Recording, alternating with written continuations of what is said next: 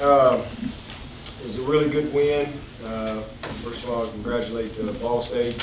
I think that they got a team that's going to challenge a lot of people, especially with their offense. And, they certainly challenged us, especially down the stretch in the second half. Hopefully everybody came out of it healthy on both sides. For us, I think that we had David Beasley. Looks like he's going to be okay. Took him out, and when they X-rayed him, checked his knee, he looked like he's okay. Tony Stewart pulled his hamstring. I don't know how bad it is, but he couldn't go. Disappointing. Really look forward to seeing him play. And then DJ Howard, I think, had a little bruise on his shoulder. I think he should be okay as well. Other than that, I think that was about it. But bottom line in this game was to try to improve as a team. I thought we did that. I think we'll continue to prepare and play to the standard that we've all agreed upon as a team, and we'll have a chance to win a lot of games. So I thought that was the best part of the game.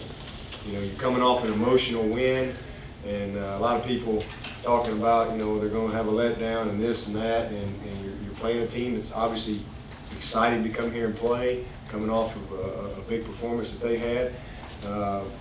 And our guys came to play. Talked about setting the tone early, and they did that. They set the tone early. Opening 2 drives were just outstanding in every regard. And then defensively, we got a couple of big turnovers, and those turnovers led to 14 points. So, that's the way it ought to be. And at halftime, obviously, we were well in control of the football game. And I think it's the most points in a half here since 1981. So that's setting the tone. That's playing to a standard, not anything else. So I was proud of our guys in that regard. There's a lot of really big-time individual performances. Taj and Nuke, it was a great day, really a great half for those guys. And I was very pleased with the production of our receivers and tight ends. It was good to see our backs all have a lot of production. I really like what I'm seeing out of Ellington and DJ and Hot Rod. I think those 3 guys are really, got a good chemistry between them. I think all of them bring something to the table and are going to help us. So it's good to get those guys some good experience. Good to get Zach Brooks in there. And defensively, really the turnovers, that was the big part of it for me. If we can continue to get some 3 and outs and create turnovers, we got a chance to score. Held that team to 122 yards passing, and this is a team that's going to probably pass for 250 a game or so. So I thought that was a big accomplishment.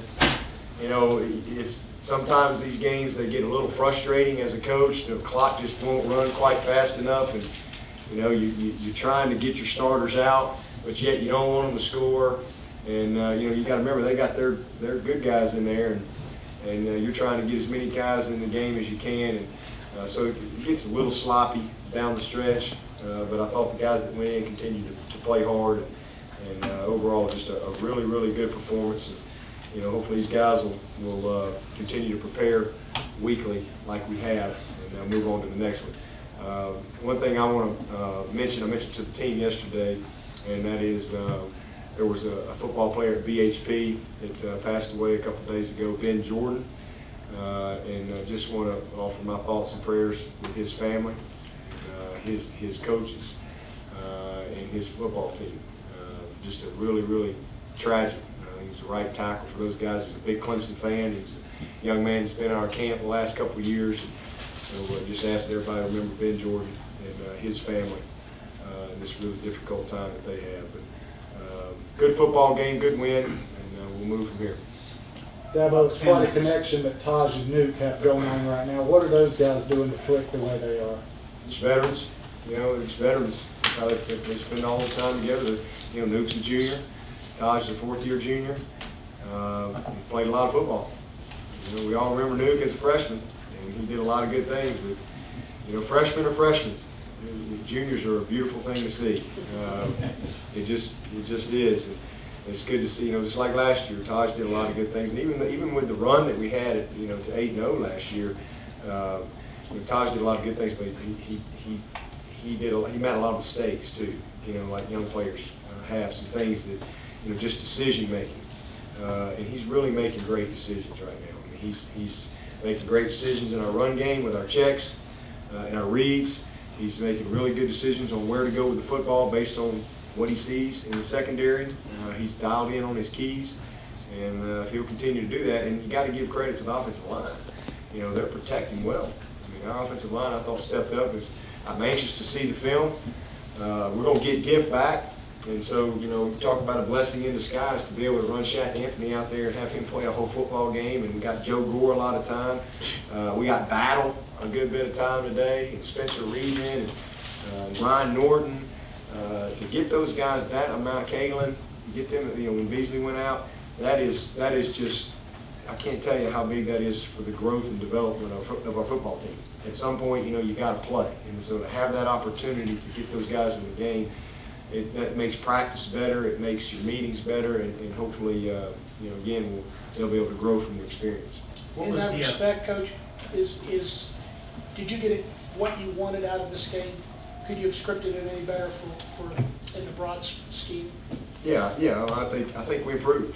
You know, we cut down on the pre-snap penalties, although we had one with Jerron and Sharon out there, but I thought we definitely improved. We took care of the football, and you know, we took care of business. It's just that simple. I mean, we came out, we played our game. You know, there was no letdown. Like I said, at the half, the game was, you know, in control. We went with all of our backups the whole second half, offensively in particular, and they held their own, did a good job, and that's just going to help us. So. As good as it was offensively, what do you take away from it defensively, especially with the amount of rushing yards they had? Well, the big thing for me was I really wanted to see our secondary improve this week, and I thought we did. I thought they competed. We had some nice tackles in the secondary. We obviously had two picks. Should have had another pick, but Darius had one, Stephon had the other. But I thought Darius played much better. Really had a solid game. And I thought we got better. You know, we're still, again, learning some stuff. You know, we got a lot of young guys in there playing significant snaps for the first time, and sometimes we don't fit things exactly right. You know, we're not quite where we need to be from a gap standpoint, and you know, they just started running the ball toward the end there. They busted on us, busted a couple runs where we just didn't fit it up right. And that's something we'll grow from. We'll continue to get better. But again, you know, we gave up 10 points in the first half. You know, the big play touchdown was where it spit through, and you know, we didn't fit it. I wish we'd have made the play there in the open field, but we didn't. But listen, I said coming into this thing, 32 and 4 are really good players. I mean, those guys can play. They are really good football players, and you know, I knew that they would challenge us, and they got a lot of pride. And that offensive line is I think one of the most experienced lines in the country.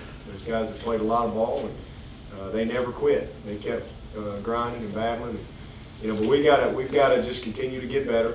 Study the film. We got another tape now. We can go in and grade and challenge these guys, and I don't have any doubts at all that we're going to continue to improve. And then down the stretch there, again, you get in that situation where, okay, do we try to keep, you know, start playing some other guys and all that kind of stuff, and you know, the last thing you want to do is get somebody hurt when you got 52 points on the board. But yeah, you don't want them to score, but you know, I'd rather them score and us win the game and us get out of there healthy. You had 2 new guys on the line this week and gave up no sacks. How do you feel about the offensive lines this week? Well, we're 2-0, and there's a big reason for it. I mean, you know, we're running the football with power. We're running the football with confidence. I mean, you know, where we were struggling last year, short yards, goal line, all that. I mean, we've been very, very good, and that's been a real point of emphasis for us in the off season.